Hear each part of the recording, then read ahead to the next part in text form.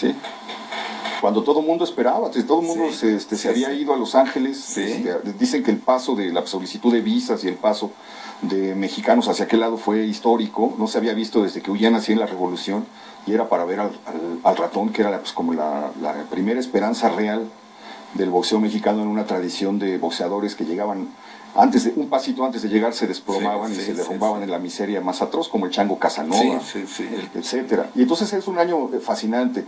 Para empezar, el relato del terremoto, yo lo estuve rastreando en la prensa de la época, y es un relato formidable, porque es un sábado a la 1 de la mañana, la ciudad es la época del mambo, la ciudad está en los cabarets, en un teatro se presentaba Resortes haciendo como una variedad, y de repente empezó el sacudimiento, que para ese momento había sido el peor que se recordaba. Hubo un temblor muy fuerte el año que entró Madero, la ciudad se conocía como el temblor maderista.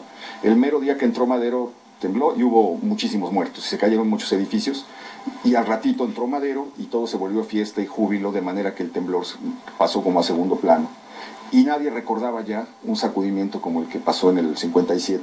Era como un anticipo de lo que íbamos a vivir en 1985, que es la otra fecha climática, porque esto más bien fue un ensayo. Se dañaron edificios, se rompieron todos los vidrios del centro, se cayeron algunas casas y hubo algunos muertos. Pero fue un temblor fuerte.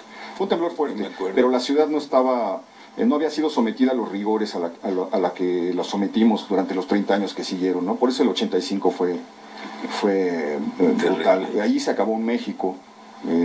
Es la segunda devastación, la segunda destrucción más fuerte que ha habido en la ciudad, desde 1629, que fue la primera, una inundación brutal. La Ciudad de México se acabó. ¿El terremoto del 85? Fue la segunda en toda la historia. Wow.